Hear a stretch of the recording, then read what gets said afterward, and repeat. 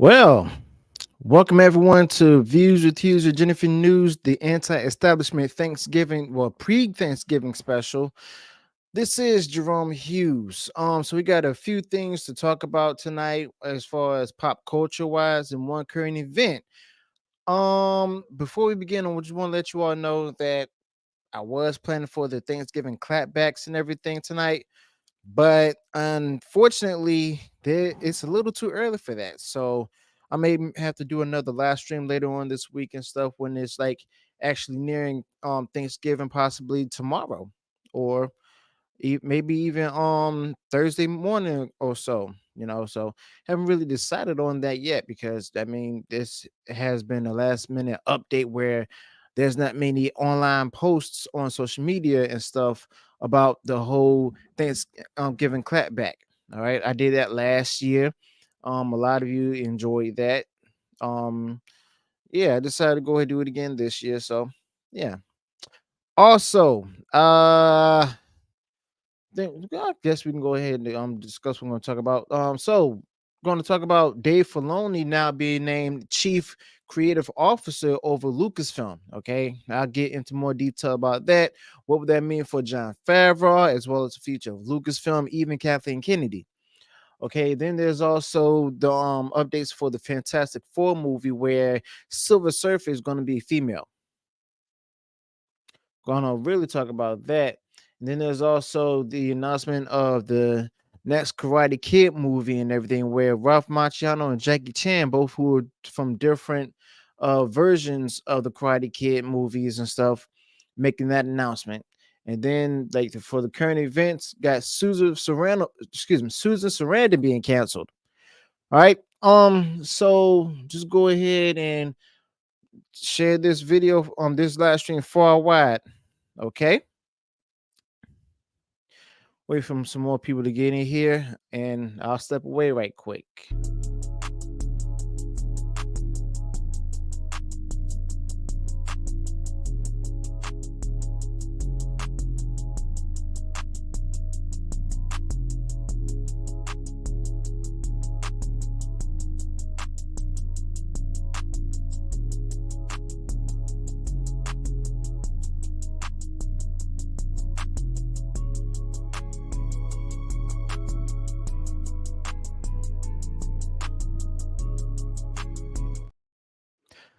All right. So I'll go ahead and share the first story for tonight. Coming from the rap as well as several trades everywhere. Oh, look at that. Got 3 people joining so far. Glad to have you all. So now it's 4. So we have here Dave Filoni from the rap and other trade outlets that he's been promoted to chief creative officer at Lucasfilm. Now, some of y'all are thinking, wait a minute, wasn't he in that same position? See, that's the difference between the positions. See, he was what's called the executive creative officer. All right. So he was the one that answered to the likes of Kathleen Kennedy, as well as a few higher ups and everything, and had control over certain projects from Lucasfilm. Now he's the one who not only directly answers to Kathleen Kennedy and follows her lead, possibly, but also anything that that's been launched up there, it has to go his way. Okay, it has to go his way. He has to approve it, and then Kathleen Kennedy has to approve it. All right. So the fact of the matter is, a lot of Star Wars fans are, you know, upset about it. Then there are also those who are excited for it and everything. Because those who are upset about it, they remember when he actually gave a speech about the whole female casting and of the lead female casting coming from Rey from the Star Wars Disney sequels. Okay. So it says here Dave Filoni has been promoted to chief executive officer at Lucasfilm. The executive revealed in an interview with Vanity Fair. President Kathleen Kennedy will continue leading the company. Filoni will now work more closely with Kennedy and veteran producer and head of development Carrie Beck to create and oversee the next generation of Star Wars shows and films. And he was also quoted saying that in this new role, it's open up to basically everything that's going on when we're planning the future of what we're doing now. I'm involved at the inception phase. I'm not telling people what to do, he added, but I do feel I am trying to help them tell the best story that they want to tell. I need to help be a help across the galaxy here and like a part of a Jedi Council almost. Now, basically, Kathleen Kennedy, she's still going to be the face of Lucasfilm, but Dave Filoni, he's going to be the one deciding on what should be done, what shouldn't be done. Basically, he may be following along the lines with Kathleen Kennedy. All right, so let's go ahead and get that out the way and have to deal with that. All right, so remember, he was responsible for Star Wars Rebels, the animated series and stuff, even Clone Wars, if you will. All right. He's been immersing himself in the like live action filmmaking, as we saw with season 3 of The Mandalorian. Yes, I'm starting to think that he had a bigger hand in that instead of just Dave John Favreau. I mean, and then it was also, the Book of Boba Fett, where it says here collaborating closely with John Favreau to bring these slice of life stories from a galaxy far, far away to the small screen, Disney Plus. All right, so I don't know how I would actually feel about this, because of the simple fact that he really can't be trusted so far. I mean, we trusted him before, but then he started slipping up, especially with season 3 of The Mandalorian. Okay. But the fact remains that whenever that, a lot of people see that Dave Filoni is all over something or is behind something, they start questioning his judgment. They also feel that, they're going to be betrayed again. All right, because it's bad enough that the likes of Kathleen Kennedy and even Ewan McGregor, who played Kenobi and stuff, went out against the fans. All right, but yeah, what does this exactly mean for you know for John Favreau? I mean, does this mean that John Favreau will actually go ahead and get what he wants and everything? Because some people actually speculate that as being the thing, and it looks like his regime is actually getting closer to being in formal existence. I don't know. Okay, some people are saying that. Then there's others who stating that he's actually going to call it to and be the slave of Kathleen Kennedy. All right, Kathleen Kennedy is Eye of Sauron. He's going to be the Witch King of Vangmar. Yes, I threw some Tolkien references in here as well. So many people predicted that this is going to be giving rise to, John Favreau becoming the head honcho in chief and everything, his regime starting and everything. But other than that, I honestly don't know. I honestly don't know because of the simple fact that, anything's possible with this guy. Anything's possible with him. A lot of people actually enjoyed, the stuff that he created, but let's think back to Mandalorian season 3.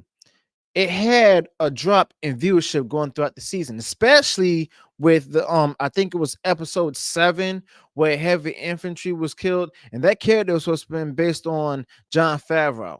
Okay, so it decreased about down just under 1.5 million households in the US, and decrease this is a decrease compared to season 2 of The Mandalorian, which had 2.08 million viewers. All right.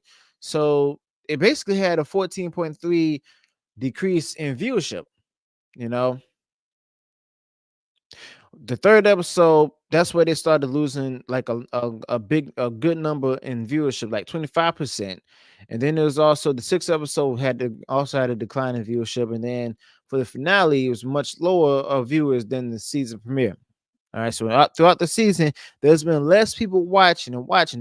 They've like grown tired of what was being put out there. Okay, but apparently, even though like the different views decreased, is the show was still a big success or popular on Disney Plus.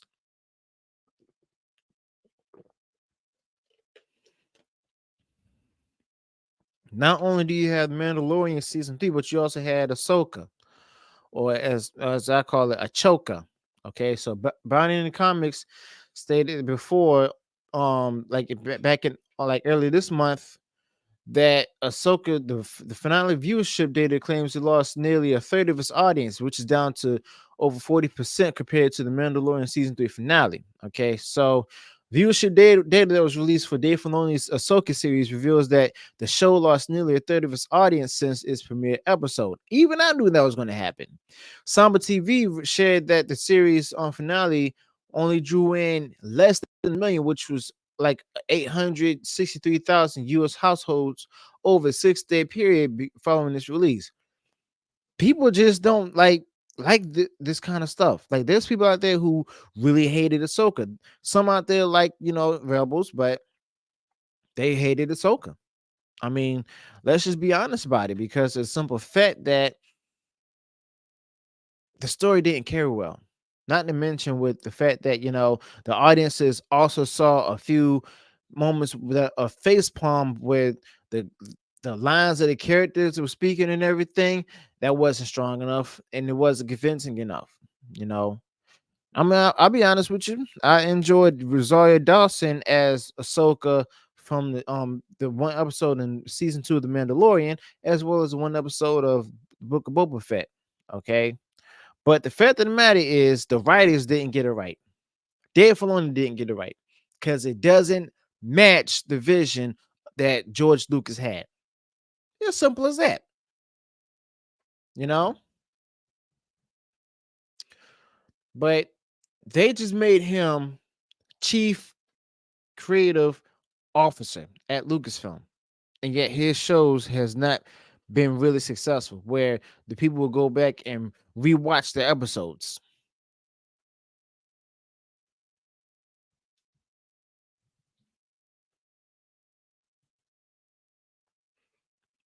But I'm not surprised though. Not to say the least. No.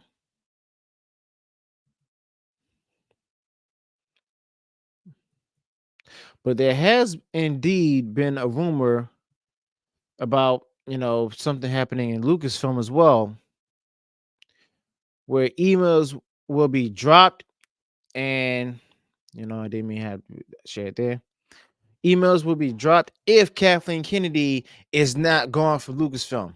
If she decides to stick around longer and not retire and anything or possibly resign, then a number of emails are going to be dropped. Like I said before, simply just rumor.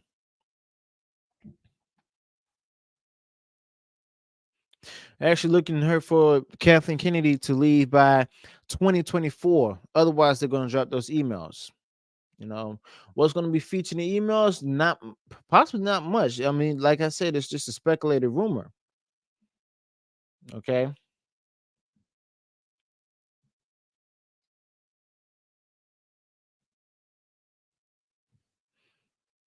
But yeah, the email dump is being planned by none other, like they said, by Bob Iger and Jon Favreau. I don't know if this is true, but it sounds a little too good to be true if you ask me. Okay. Now, this also came from Sparrow, mind you. It's a it was like said by Sparrow for them, a campaign by them to humiliate Kathleen Kennedy or at least to force her to leave Lucasfilm. All right. But I'm doubtful that they'll be able to get rid of her that easily. You know.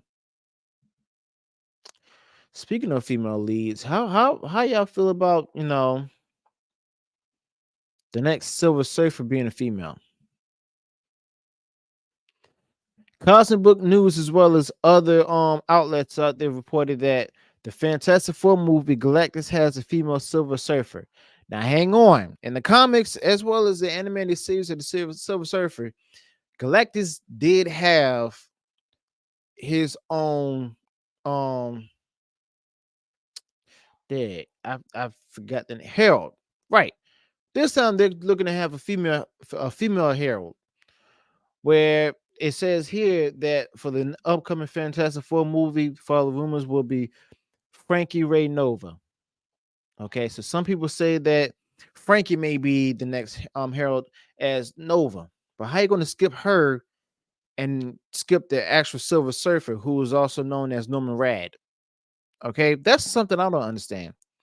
That's something I really don't understand. Now, they did provide an update where it says here it's not claimed Kevin Feige might be going with a female Silver Surfer. In his report about Pedro Pascal being cast as Reed Richards, Scooper Jeff Snyder says, and yes, you can expect to see a female Silver Surfer.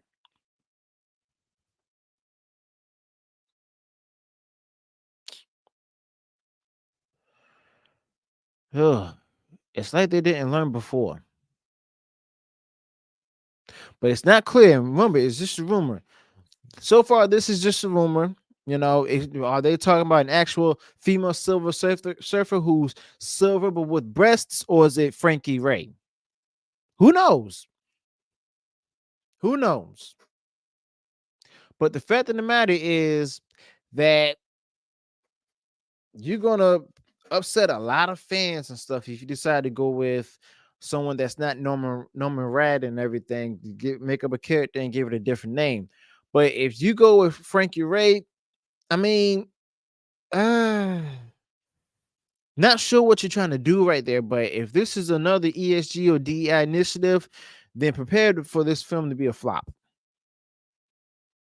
Kevin Feige needs to be gone. I've said it. A lot of people said it already.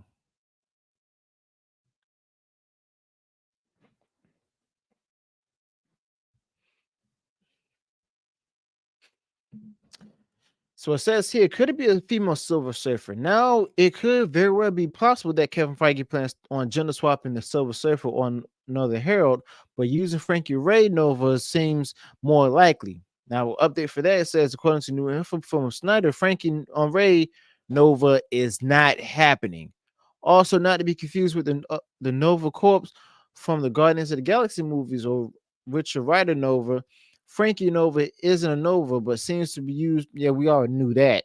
I mean, that's just the Nova is her last name. Nova is just a particular corp, like a particular corp and everything. A galactic corp. Frankie Nova is a woman from Earth. But the rumors have also offered Silver Surfer isn't in the Fantastic Four movie, but that could have been from an older version of the script, as Fantastic Four has a new writer with Josh Freeman. And then down here it says the latest on the Fantastic Four is that director Matt Shakman again confirmed to cast will be announced sometime after the strike ends, but Pedro Pascal is said to be Reed Richards with Vanessa Kirby as Sue Storm. Now let's remember this. It was revealed that Fantastic Four is not going to have Reed Richards as the leader of the team. No, they're going to have Sue Storm as the leader. Okay. The fact of the matter is this: whenever you have you change it up and decide to make the female the lead and everything, you're looking to make it more relatable for the audience. And when you make it look more relatable for the audience, that's what we found out, that you're only doing this for ESG and DEI initiative scores.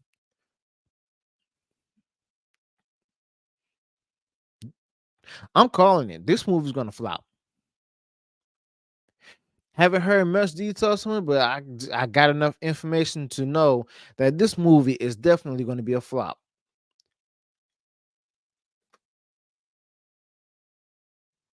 Excuse me.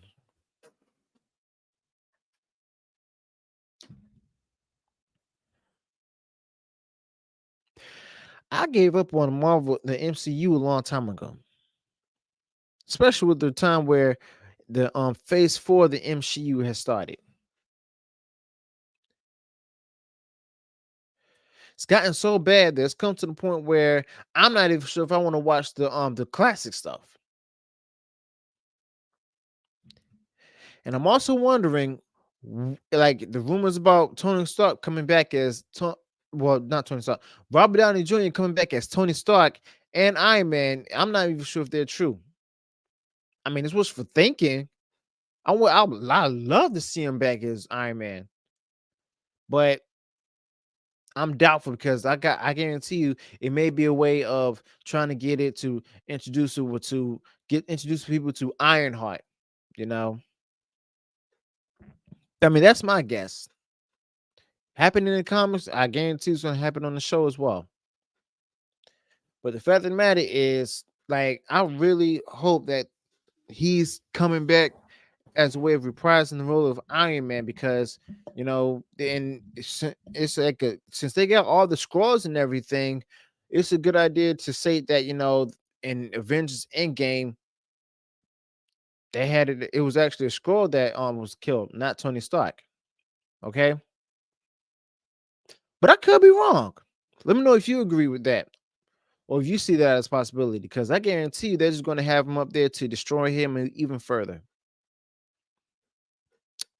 So I'm going to go ahead and take a quick break, and I shall return with the next story.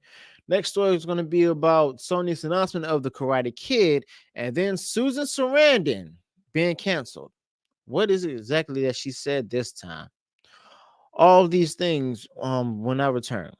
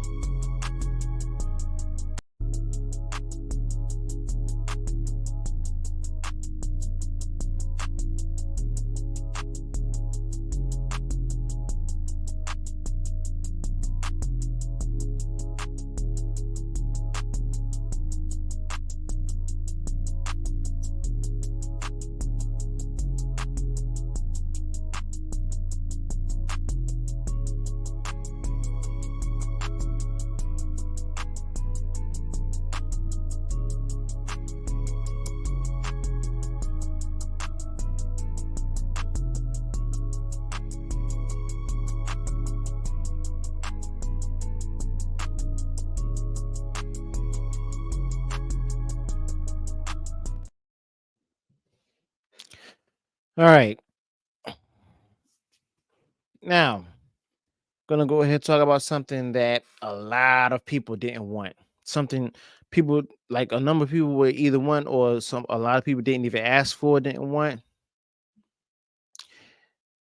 And that's the fact that they decided to go ahead and bring back the Karate Kid. So Jackie Chan and Ralph Macchio are gonna go ahead and reprise their roles where they're gonna do a crossover sequel of the Karate Kid. All right. So this is coming in from Bounding in the Comics. Okay. It says first learn stand, then learn fly, then learn star, and a crossover sequel that nobody saw coming. That's an interesting way of putting it.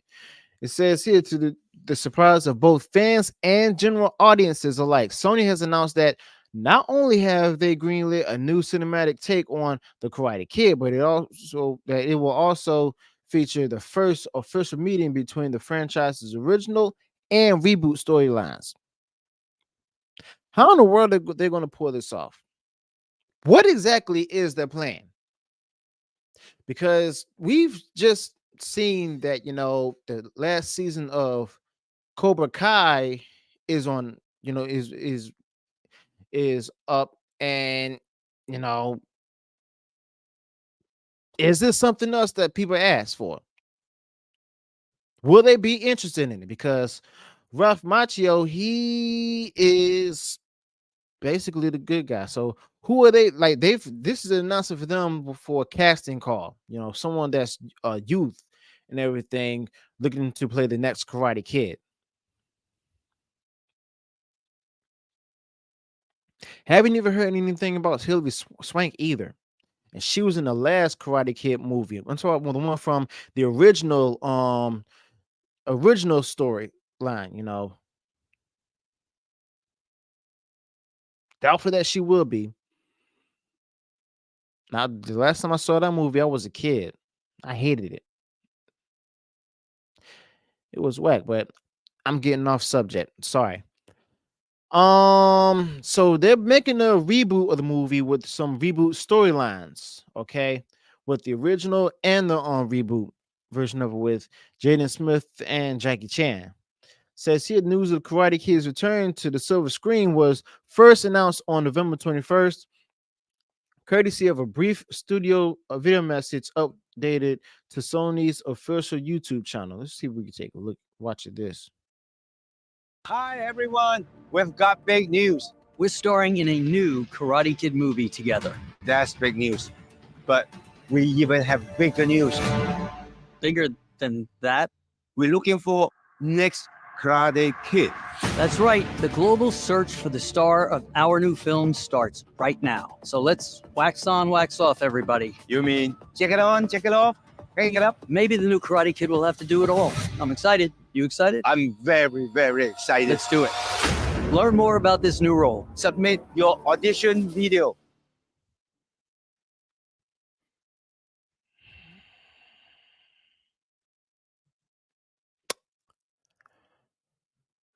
Well, there's that. There is that. Oh boy. There's that. Got 32, 39 people watching now. Thanks for joining me. So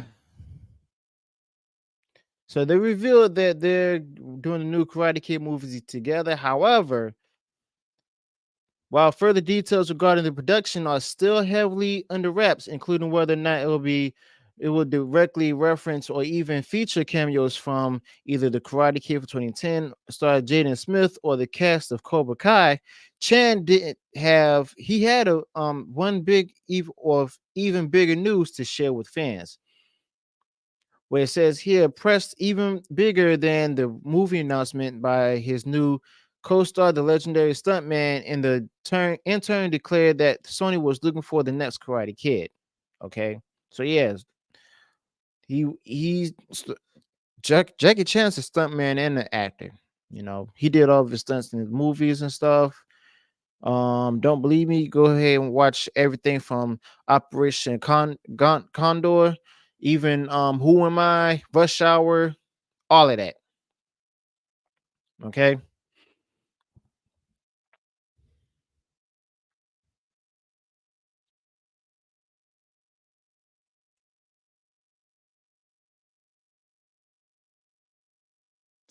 So, according to a casting call found therein, the franchise's next protagonist will be a young man named Li Feng, who is Chinese or mixed race Chinese and aged between 15 and 17 years old. He speaks fluent English, says Sony. Conversational Mandarin is a strong plus. He's smart, scrappy, and a skilled martial artist. My guess is that this person is going to be half black and half Chinese, or half white and half Chinese, so on and so forth. Okay.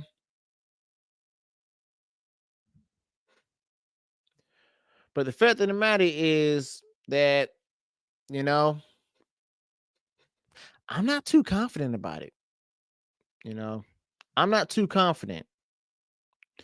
Also says here, interestingly, it appears the casting call will be truly open, as the studio explicitly states that no acting experience is required from any prospective actor, though they do note that any sort of martial arts, movement, gymnastics, and or dance experience is a strong plus. This reminds me of what happened back then with the live action remake of Mulan. The lead actress who played Mulan, she didn't have much acting experience or any of that.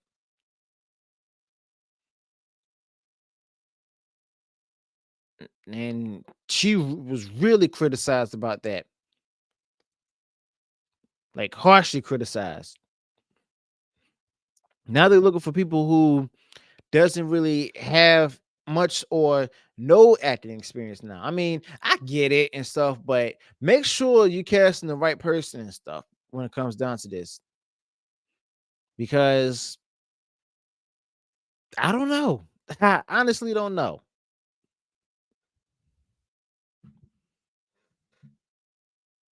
Now, should an individual be interested in submitting an audition tape, and so long as they are available to film between March and June of 2024, they are encouraged to submit their materials directly to Sony at karatekidcasting@sony.com.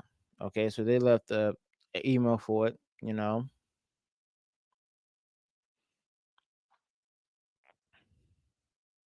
So they're gonna also they've got additional details provided by Variety where it says the film is going to be helmed by the end of the effing world, which is about to be removed from Netflix. Jonathan Entwistle, some may know as the current showrunner behind the upcoming young adult television reboot of Mighty Morphin Power Rangers and written by Goosebumps 2 Haunted Halloween writer Rob Lieber. I'm starting to think that these two individuals may be the type of people that's looking to coddle, something that's, I hate to say, woke, or something that's not really good, you know.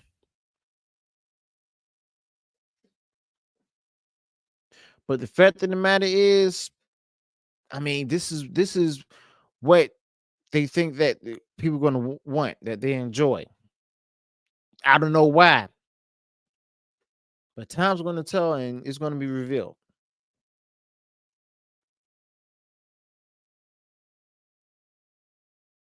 So this says that the next Karate Kid film will aim to dominate its cinematic completion on December 13th, 2024. So I'm guessing that's that's the expected date for the last day of shooting the film itself. But I don't know. I don't know about this, I honestly don't know. Who is his love interest going to be? That's what I'm wondering. Is she going to be Chinese, or will she be American? Will she be Chinese? Will she be white? Black? Will it be a dude? Who knows? Anything is possible.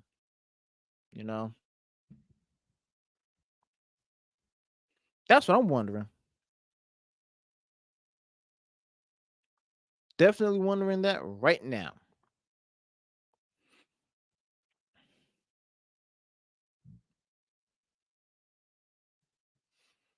But this is what we have to live with. Nothing but remakes and sequels.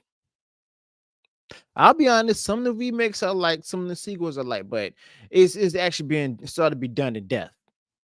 All right. The sequels that's being made, like and made recently and stuff, whether it's today or even a few years ago, we've all been asking for that stuff years ago. Like right after the first one or the original came out, you know. Highly doubtful that this will be successful. I could be wrong. That's if they have the right writers and if these are the right directors. Okay.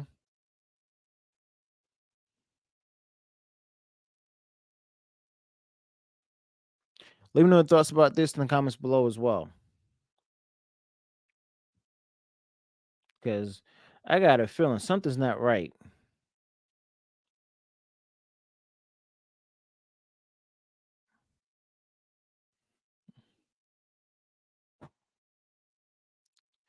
I'll go ahead and step away right quick, and I'll be back with the next story where Susan Sarandon has been canceled, and this is a doozy. So I'll be right back.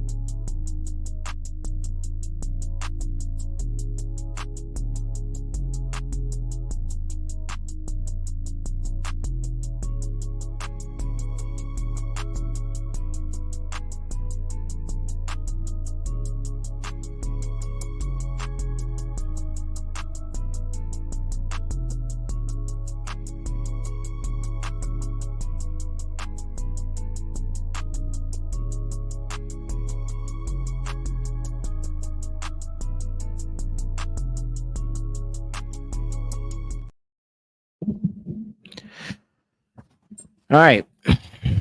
Final story of the evening. This is surrounding, comments of Susan Sarandon and everything with what's taking place between Israel and Hamas and everything, as well as what's happening in Gaza. All right, where it's basically people who are, supporting Israel. Then there's the people who's supporting Palestine and Palestinian citizens being bombed and stuff. She's basically getting canceled. All right. Oh, that's the same story that was up. Let me move that.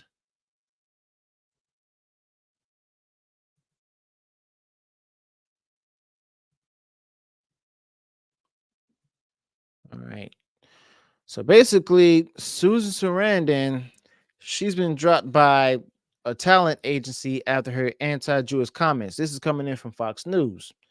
Okay, now y'all know me. I don't really pay much attention to the mainstream media anymore. I focus more on the independent media and everything. Uh, yeah, because the mainstream media, they're all biased. If you ask me, says here, Surrender claimed Jewish people are getting a taste of what it feels like to be a Muslim in America. Academy Award winning actress Susan Sarandon was dropped as a client of UTA, a major Hollywood agency, following her controversial comments that American Jews are getting a taste of what it feels like to be a Muslim. A UTA spokesperson confirmed to Fox News Digital Sarandon is no longer repped by them. At a pro-Palestinian rally in New York City on November 17th, Sarandon called for protesters to listen and have conversations with Jewish Americans, as many have said they don't feel safe because of the rise of anti-Semitism since the October 7th Hamas terror attack.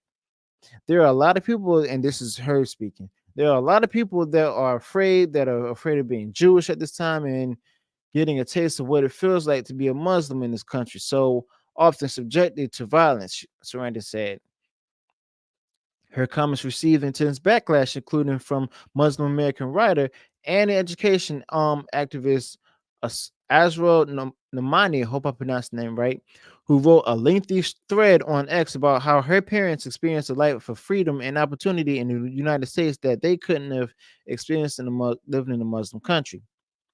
Now, I'm gonna be honest with y'all. Uh, I'm not taking any sides on this particular issue. I'm seeing victims on both sides, whether those who were taken and kidnapped and killed in Israel, as well as those who were killed in Gaza. Okay, I'm paying attention to that aspect. But as far as trying to support any one of them, I'm not taking any sides because of the fact that I don't support any war. Simple as that. To be honest with you.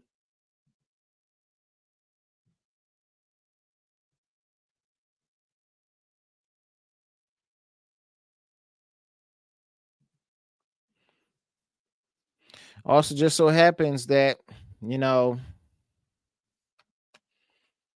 they also have somebody that they spoken with, coming from a Muslim country, sitting, and she was speaking out against her, and then she stated, and the Muslim American writer Ezra Namani stated that this is a taste of life for a Muslim family in America. Please don't minimize the experience of Jewish Americans by sanitizing their H that is it is for Muslims living in Muslim countries and vilifying America for the life and freedoms she offers Muslims like my family.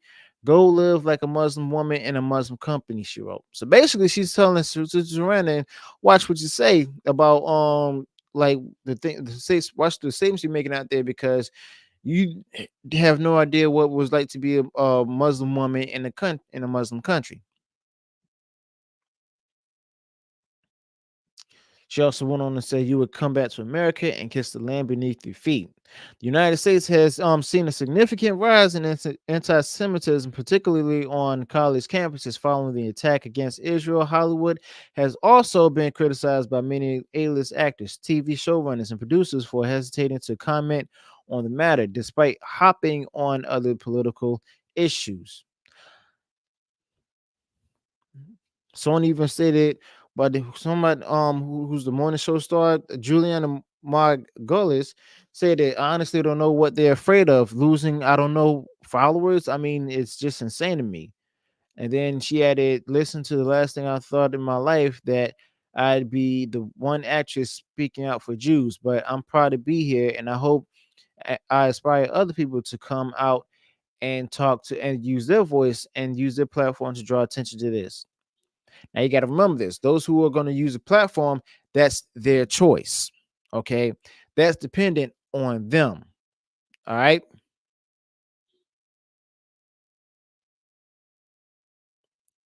They have the choice to use their platform. They shouldn't be forced or coerced in everything. Okay. But this is the main focus of Susan Sarandon. All right.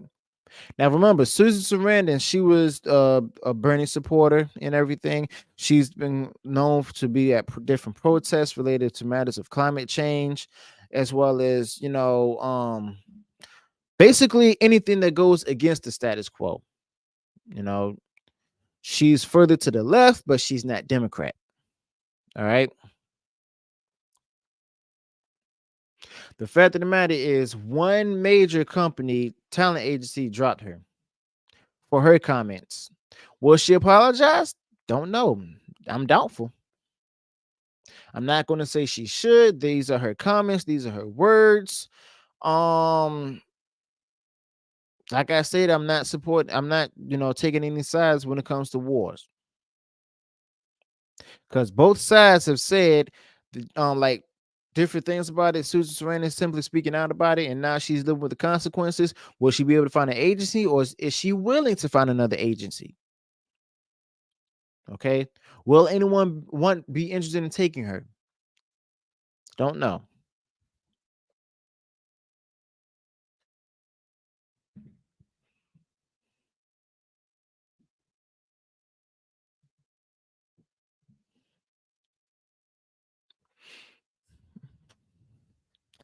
Well, this has been a shortened live stream, if you ask me. But I will be back later on this week for more stories, as well as the Thanksgiving clapbacks. Okay, because it can't be Thanksgiving and pre-Thanksgiving show without the Thanksgiving clapbacks. All right. So let me know your thoughts about this in the comments below. Do be sure to smash like button and share this far wide across social media. All right. Until then, peace.